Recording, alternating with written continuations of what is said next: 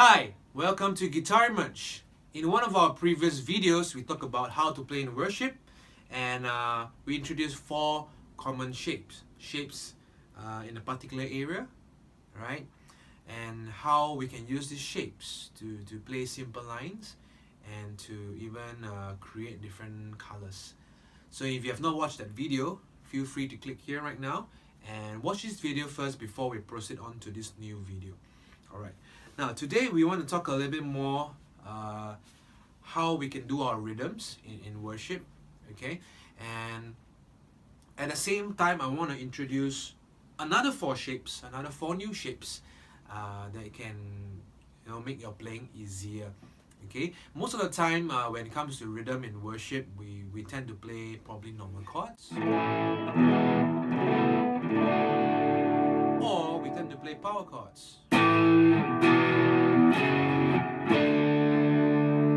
Now there's nothing wrong with all that. That's cool, that's nice. Okay, so I'm just going to use the song The Lion and the Lamb. I've done a simple loop track. I'm going to play with chords, normal chords and power chords, and then after that I'll introduce four new shapes that we can use as well, so to just give you different colors as you go along. Alright, so let's check it out. So Lion and the Lamb in the key of A. Alright, our God is the Lion, Lion of Judah, who's growing with power and fighting our battles. Every knee will bow before him. Our God is the Lamb that was slain for the sins of the world. His blood breaks the chain.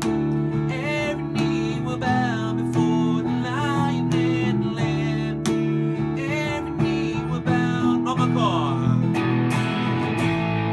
Our God is the Lion, Lion of Judah, who's growing with power, fighting our battles.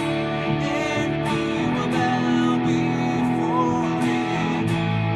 Our God is the Lamb that was slain for the sins of the world.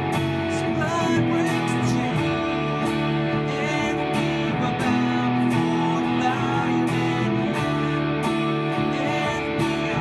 Let's move to power chords now. Our God is the Lion, Lion of Judah, who's growing in power, fighting our battles. Every knee will bow before him. Our God is the Lamb that was slain for the sins of the world. His blood breaks the chain. Every knee will bow before the Lion and the Lamb. Every knee will bow before him. Okay, so in the first example, I basically played some open chords. So open chords tend to have a bit more depth to it because it's 6 strings and he has the lows and he has the highs. So I probably tend to strum a little bit lesser on that. And when I hit the power chords are just low and chunky and fat. So we're just doing it more rhythmically and keeping it as tight with the bass line as well.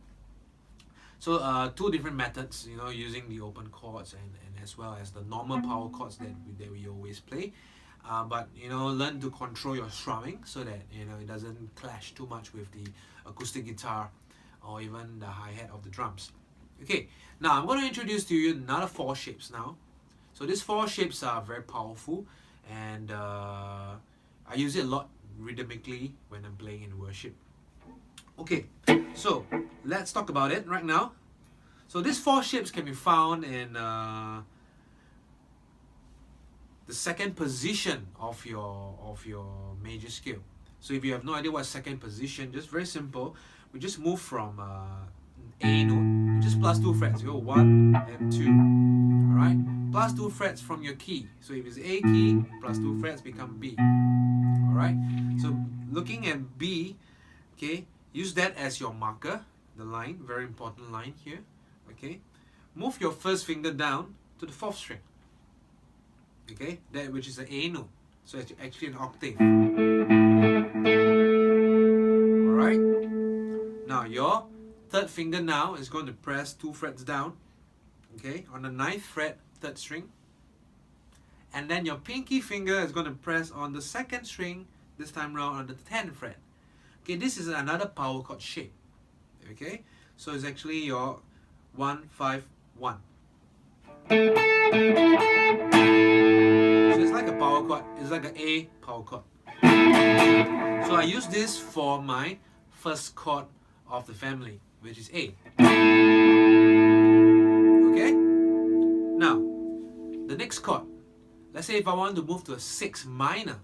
Okay? So from this position, what I will do is I will move my 2nd finger, alright, onto the 9th fret, 5th string.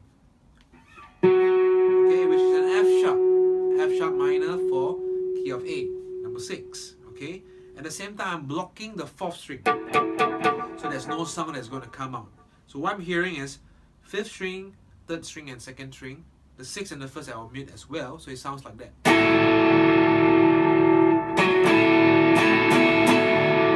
Okay, so once again, the first shape.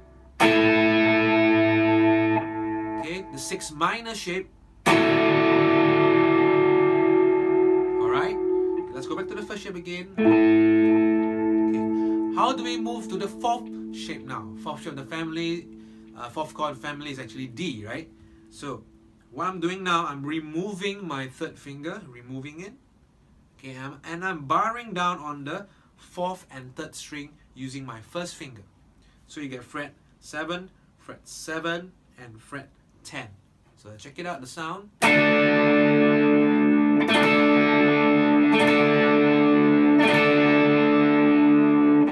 First chord, 6 minor, 4th chord, okay, and lastly the 5th chord, right? So let's go back to the first chord again. So what do we do for the 5th chord? 5th chord is E, alright? So very simply, I'm just going to move my pinky finger 1 fret behind, which is the fret number 9, move it back inside, keeping the 1st finger on fret 7, 3rd finger on fret 9, and pinky finger on fret 9. So it sounds like that.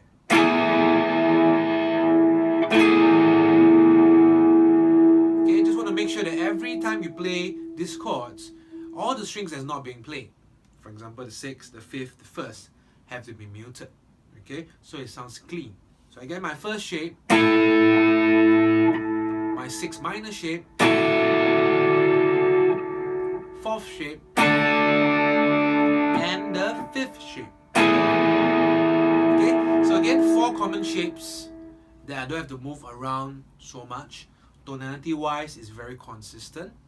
Okay, and it keeps playing very simple. So how do we identify where to play this shape? Go to the key, A key, move 2 frets down. Okay, this is the position that you're going to play it. Okay, then form the shapes within the area itself. For example, if I'm doing the key of C, alright, so I locate C on the top 6th string, move 2 frets down, 1, 2, alright, put the shape down. Then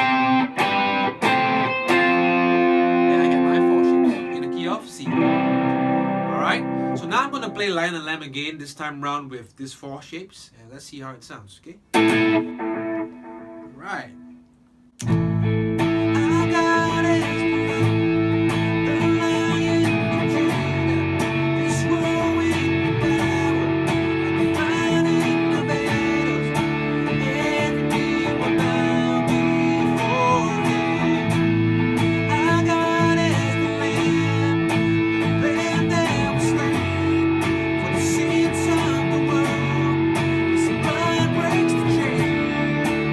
Every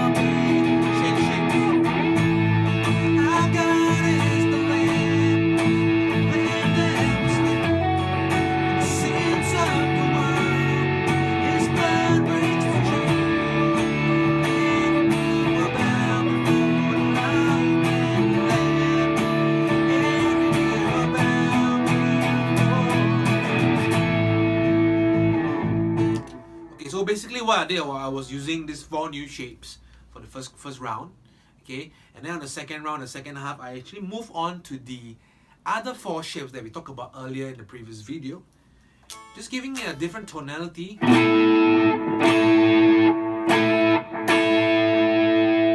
So it doesn't sound so boring as you're playing along, you know, you're in this tonal register, and then after that you want something brighter, you want to push a little bit more, you can actually move on to the next 4 shapes, okay, that we talked about earlier, and it creates a different effect and different push. Okay, so basically the more shapes you know, it just makes playing a little bit easier, and you don't have to think so much, you don't have to move all over the guitar, and you keep your tonality very consistent so that the other players in the band can also, you know how to adjust their playing so that everybody sounds good as a band. Okay, so I hope today's lesson has blessed you and given you a new insight of how to play rhythmically in worship. Okay, so three things. You can use open chords, you can use power chords, or you can use the 4 new shapes that we've talked about today, and to give you different colors and different palettes in your playing. Okay, with that, God bless, take care, I'll see you soon, goodbye.